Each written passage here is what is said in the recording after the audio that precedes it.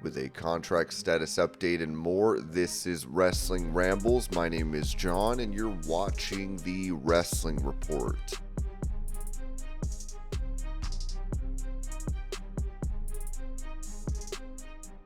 Now, the father of two children, WWE star Angelo Dawkins posted these photos of his newborn and wrote, "Welcome to the fam, lil homie too."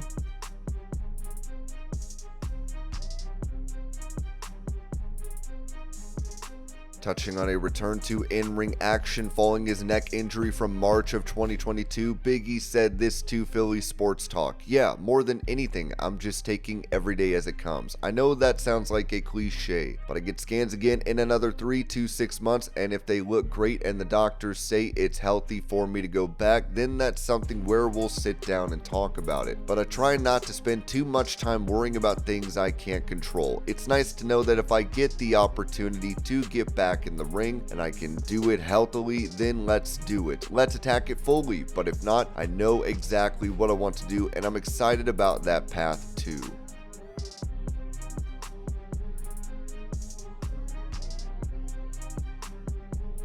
Going over the WWE contract status of AJ Styles, Ringside News noted that AJ Styles has been absent from WWE television for several months, which has raised questions about his current status. According to Sean Ross Sapp on Fightful Select, Styles is healthy, off television, and spending time with his family. He recently participated in WWE's Japan Live Event Tour, where he competed in title matches against Cody Rhodes. Sources within the industry believe that Styles' WWE contract is set to expire either late this year or early next year. There has been no confirmation regarding efforts to re-sign him or his future plans. It is reported that efforts are being made to clarify his contract status, but several notable figures in the industry believe his contract may be up soon. Those people include those who have worked with Styles.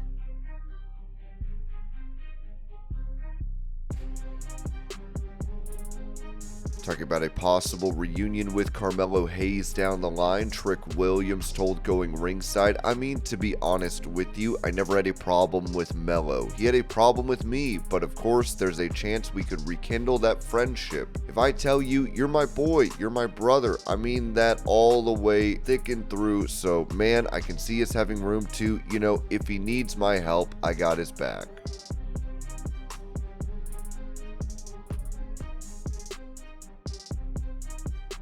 For details on the conversation Shawn Spears had with Triple H prior to his signing with WWE, Ringside News wrote that in a recent interview with Chris Van Vliet, Spears expressed his relief and satisfaction with where he is in his career. "Maybe it's human nature to always wonder if you made certain right calls at certain things as opposed to sitting back and going, I did okay. Some things I am," he said. He went on to confidently state, "I know for certain I am in the right spot right now. I can say wholeheartedly that I am in the right spot right now in WWE and NXT, and I am very confident to say that I will retire and finish everything here." Spears emphasized his commitment, stating, "I don't want to go anywhere else. Everything that has happened in my career has led me to this exact spot. Sitting with you right now talking about how good things just happen to work out. Life is good." Regarding his return to WWE, Spears revealed that he reached out to Triple H to inform him of his availability. "I immediately reached out to Hunter and just said, I'm free if there's interest. The ball's in your court kind of thing." Triple H responded with, "What do you want to do?" To which Spears expressed his desire to contribute. This led to a swift reconnection, ultimately culminating in his return to WWE. Reflecting on his decision, Spears noted the allure of working with Shawn Michaels, saying, "I get to understand how he thinks, I get to work and see how he operates, so it was kind of a no-brainer. Yeah, I jumped all over it." As for his role in NXT, Spears stated, "My responsibilities are more than just what you see on camera." He relishes the opportunity to guide young talent, understanding the challenges they face. "I know what a lot of young talent are going through. I'm able to kind of guide in the right way."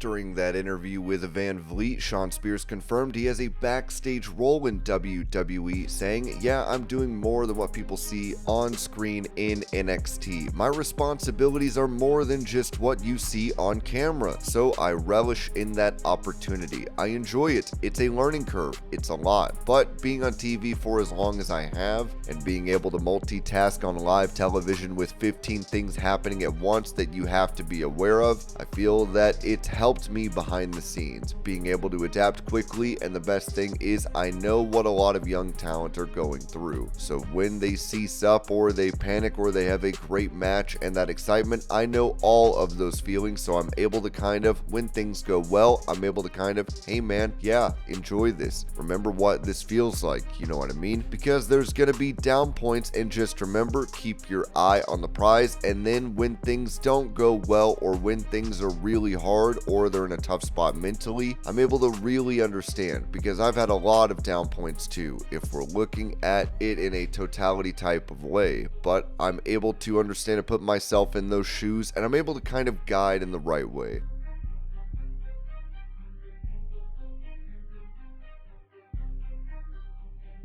Sharing his perspective on a potential breakup of the House of Black faction in AEW, member of the group Buddy Matthews told KNS WrestleFest, "I think with the House of Black, we don't necessarily have to go down the same path as every other group where it disbands in a bad way, like where we can still be under the same umbrella but go and do our own thing. I think we're very supportive, and whether it's Brody King doing singles or all of us doing singles, as long as we're still under the same umbrella, I think that that's something cool and unique. That's one thing that isn't up to us. If that makes sense," Matthews said about his singular presentation while part of House of Black. The House of Black is 3 individuals. Whether the individuals are put together and whatnot, that's out of our control.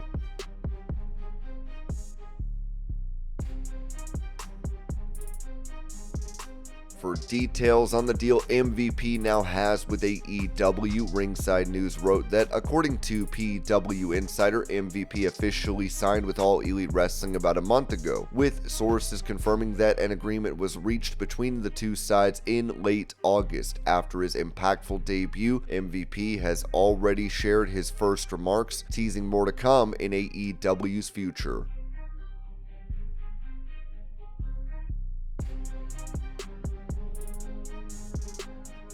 Following the release of the first episode of the Mr. McMahon docu-series, Vince McMahon said this in a statement: "I don't regret participating in this Netflix documentary. The producers had an opportunity to tell an objective story about my life and the incredible business I built, which were equally filled with excitement, drama, fun, and a fair amount of controversy and life lessons. Unfortunately, based on an early partial cut I've seen, this doc falls short and takes the predictable path of conflating the Mr. McMahon character with my true self, Vince. The title and promos alone make that evident. A lot has been misrepresented or left out entirely in an effort to leave viewers intentionally confused. The producers use typical editing tricks with out-of-context footage and dated sound bites to distort the viewer's perception and support a deceptive narrative." Asked about his thoughts on that statement, Tony Schiavone said on his What Happened When podcast, "If I were Vince McMahon and had all that money, you know what I'd do? I would just completely disappear. I would take my money and go buy a yacht in the Caribbean and stay there. What are we doing here? It's over. You won. You got all the money. You got all the fame. You had a great life. Now just relax, enjoy, and stay away from everything." That's what I would do. I would completely disappear. I would fade away from public life forever. What's he trying to accomplish? I don't know what he's trying to accomplish here. Is he trying to clear up his name, which is never going to happen? Just enjoy life. Acknowledge that you're going to have a tainted legacy forever and ever. Amen. Who cares?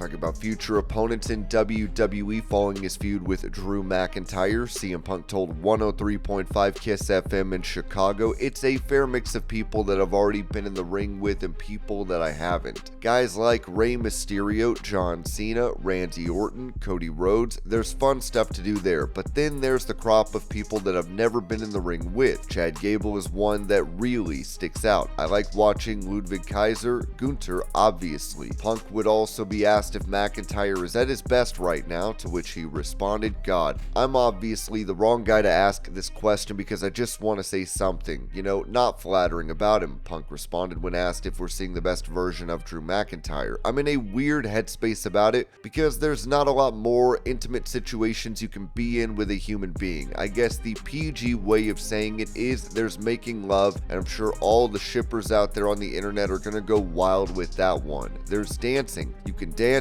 you're super close with somebody, and then there's fighting, and I don't think you really get to know anybody more, so to speak, unless you do one of those three things, and the thing is that I absolutely don't like Drew McIntyre. I want this to be all over with because it's literally like all I think about. I'm almost borderline obsessed with it now. So it's like an ugly situation. I don't like who I have to be and who I have to become October 5th at Hell in a Cell. So is this the best Drew McIntyre's ever been? Well, yeah, that's what CM Punk does. High tide raises all ships. If you give less than your best, you drown. I eat you up. That's the way it is."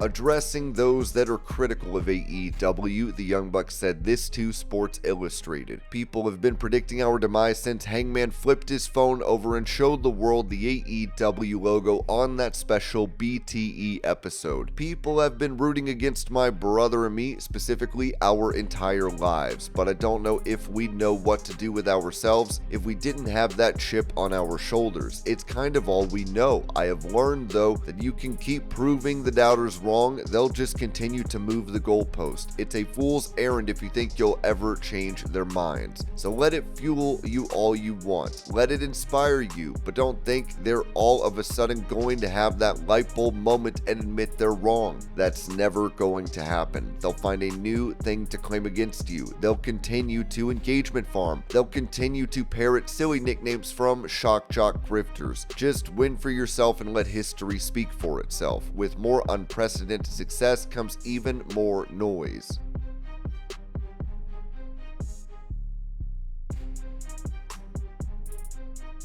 Revealing if she would ever return to WWE, AEW star Mercedes Mone told The Breakfast Club, "After the way that AEW has been treating me, I don't know. I don't think so. I feel like I have the best relationship with AEW right now, and it's legit. I'm living my dreams, and it's the best place I've ever been mentally and physically. To be able to have new dreams after being in the industry for 14 years, it's the best feeling in the world. So AEW is my home right now."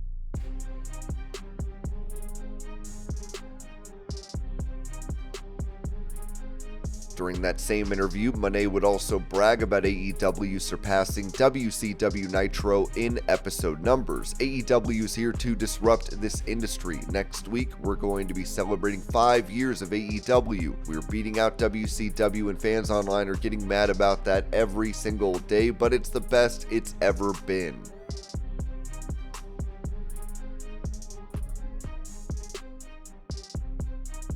Recalling a time he was criticized by Vince McMahon in WWE, Ricochet told Talk Is Jericho, "One time I was wrestling Retribution. It was Mustafa Ali, Donovan Dijak, who was T-Bar, Mason Madden, one of the big models, so they were a big group. They used to just beat my ass every week. It went from Hurt Business beating my ass to Retribution beating my ass for like weeks. But I did one spot in the match where one guy would get a drop kick and duck one, then one guy gets something and then then do a thing on the something. Anyways, I still lost the match, but it's like my one spot in the match, and then it ends with a dive, and then it ends with something, and then I just remember coming to the back, everyone's like, oh, it's great, and then I remember Vince McMahon being like, yeah, that was too spectacular. He goes, John Cena couldn't even do that. In my head, I'm thinking, well, no, he can't do that. He literally can't do that. I understand, I agree with you, but I'm just so confused, but I'm the type of person, if I start to say something, I'm gonna say too much,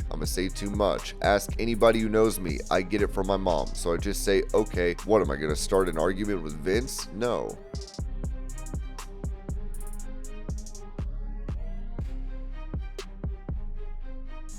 Talking about never winning the IWGP Tag Team title, Matt and Jeff Hardy said this on Busted Open Radio. I think when New Japan Pro Wrestling, had a relationship with AEW, it's something that we talked about that would be cool to do it if things worked out, but again, sometimes things happen for a reason. Who knows? Jeff went through a situation, his arrest, he was gone for a while, and he's in the best place he's ever been in his life right now, which I love to see every single day. But as far as those tag titles go, I mean, it's pro wrestling and never say never. I would probably have to win and lose them in America.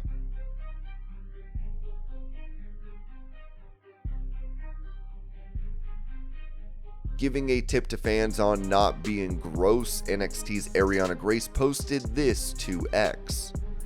Do you want to go from this guy to this guy? Please, allow me to grace you with my knowledge. A beauty queen is only as beautiful as her fans. So the better you look, the better I look. And I will take you from gross to grace. For starters, if you haven't washed your bed sheets in a month, go do it.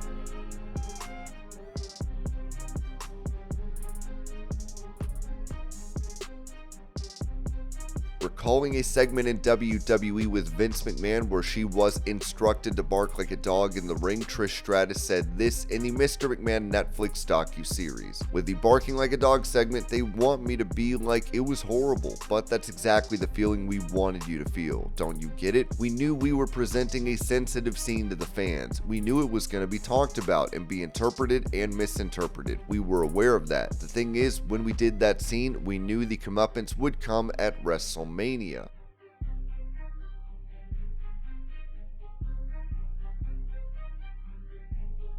Defending the decision to continue the Over the Edge pay-per-view despite the death of Owen Hart on the show, Vince McMahon said this in the Netflix docu-series. Owen was to fly, so to speak, as we've done before, from the rafters of the building. Thank God for the audience that we were in a blackout so they didn't really see it. Thank God. When the lights came up, they saw Owen in the ring and medical personnel were working on him. We wondered whether or not could Owen be alive. Truly, he could be. The decision that basically I had to make after finding out Owen had been pronounced dead was whether or not the show goes on. The live audience didn't really see what happened. Had they seen, there's no question about it, you have to shut the show down. Those people came to see a show. They didn't come to see somebody die. And me as a businessman, it's like, okay, let's continue on. Let's continue the show. There were a lot of negative comments actually as to whether or not the show should have continued. Naturally, Bret Hart's gonna feel like a brother should. He had every right to say anything negative about our company. Had it been me, not just my son, had it been me who was splattered on the mat, as Bret said, I would want the show to go on. Get me out of there and let the show go on. I'd do it with me. To this day, I would. In terms of Owen, we settled a lawsuit basically with his wife, and then we find out, which we thought all along, it wasn't our fault. Unfortunately, the apparatus they were using was defective and the manufacturer knew it was defective, and then we sued the manufacturer.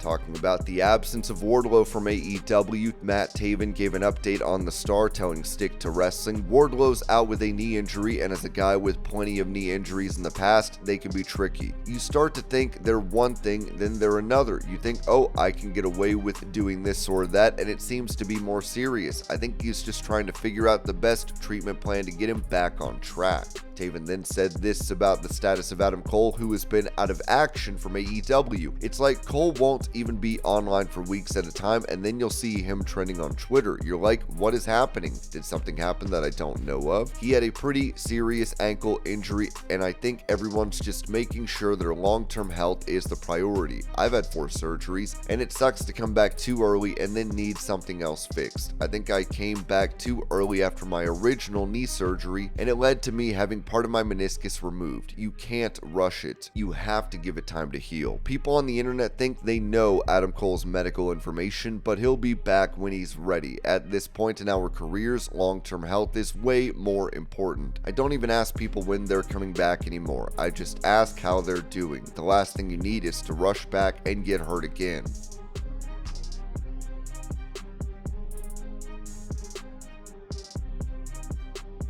Going over the contract status of an AEW star, Raj Giri wrote this on X. Malakai Black's AEW contract is apparently expiring soon. I know Tony Khan had stated in 2022 that Black was under contract for 5 years, but the word I'm hearing is that it is actually up early next year and AEW is working to re-sign him. I've also heard that there is major interest in him outside of AEW. And this was your pro wrestling news update. I hope you're all having a great day. Thank you so much for watching, and I will see y'all later.